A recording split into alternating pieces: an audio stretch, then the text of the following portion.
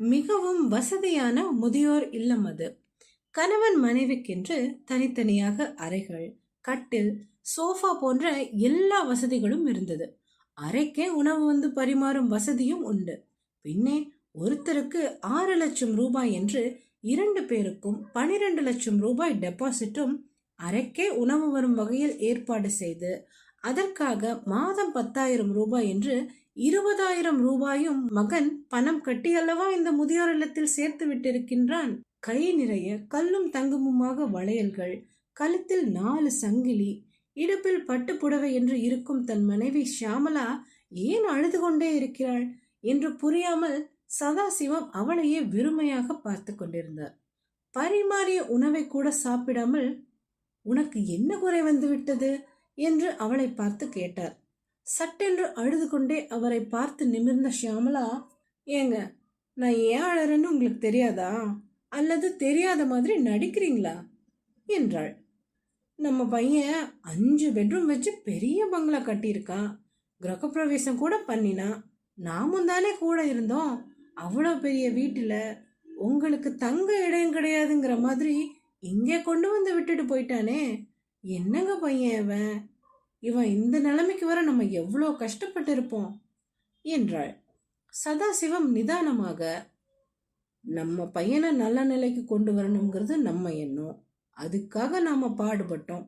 என் சம்பாத்தியமே நிறைய வந்தோம். நான் சொல்ல சொல்ல கேட்காம நீயும் வேலைக்கு போய் சம்பாதிச்ச. பையனுக்காக ஏகமா செலவழிச்ச. ஆனா பெத்தவங்களா அவங்க கிட்ட இதையெல்லாம் சொல்லி சண்டையா போட முடியும்? அப்படியே அவனை திட்டினாலும் அவனுக்காக நம்ம உழைச்சதெல்லாம் வீணா போயிடாதா?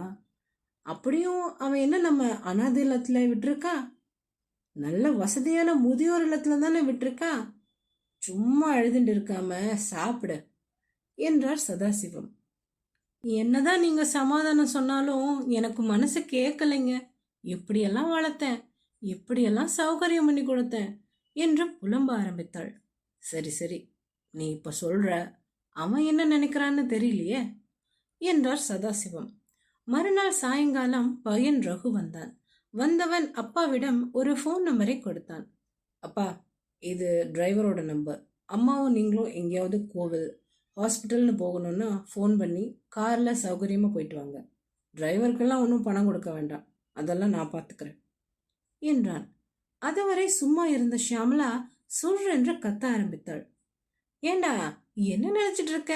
பெரிய இவனாடா நீ? பணம் கொடுக்கறானா பணம்? நாங்க பார்க்காத பணமா என்று பேசிக்கொண்டு போனவளை ரகு தடுத்து நிறுத்தினான். ஸ்டாப் ஸ்டாப், அம்மா, நான் சொல்றது கொஞ்சம் கேளு என்றான். என்னடா பெருசா சொல்ல போற என்றவளை கையமர்த்தி, பொறுமை பொறுமை என்று சொல்லி சிரித்தான். பிறகு நிதானமாக, உன் மனசு தொட்டு சொல்லு. உன்னை வசதி இல்லாத அனாதை இல்லத்துல கொண்டு வந்து விட்டுருக்கேன். இங்க நீ எந்த பொறுப்பும் இல்லாம நிம்மதியா இருக்கலாம். கூப்பிட்ட குரலுக்கு ஆளுங்கிற மாதிரியான வசதியான முதியோர் இல்லம் இது.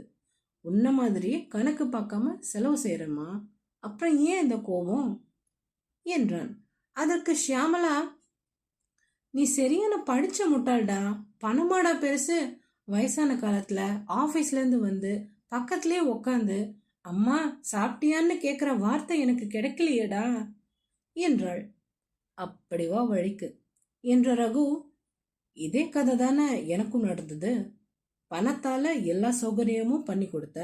ஆனா ஆசையா ஒரு வாய் சாதம் ஊட்டி விட்டுருப்பியா? தலைவாரி ட்ரெஸ் போட்டு விட்டுருப்பியா?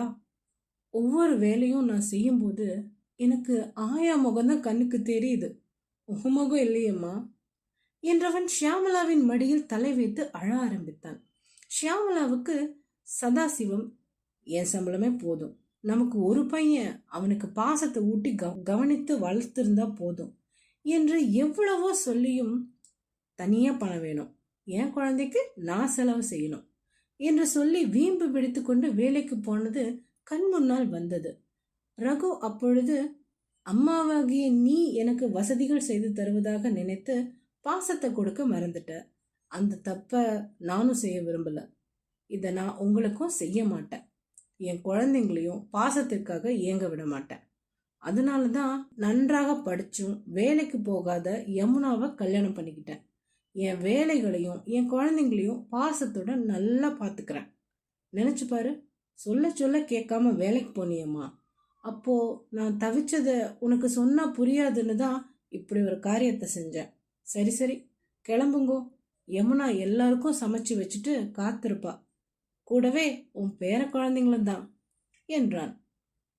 போற வழியில யமுனாவோட அப்பா அம்மாவையும் அழைச்சிக்கிட்டு போகலாம் என்றான்.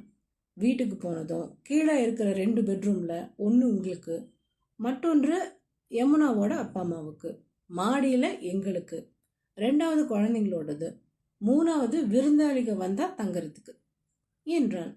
சந்தோஷமான ஷியாமலா, டேய் ரகு, இத்தனை நாளா நான் கொடுக்காத பாசத்தை இப்போ வட்டி போட்டு ஒருத்தர் பாக்கி இல்லாம கொடுக்க போறேன்டா என்றாள். சதாசிவத்துக்கு காஞ்சி பெரியவள் சொன்ன ஸ்திரீநாமம் நினைவுக்கு வந்தது. குடும்பத்துக்கு வேண்டிய பொருளை கொண்டு வருவது புருஷனுடைய கடமை. கொண்டு வரும் பொருளை வைத்து குழந்தைகளையும் புருஷனையும் பராமரிப்பது ஸ்திரீகளின் தர்மம்.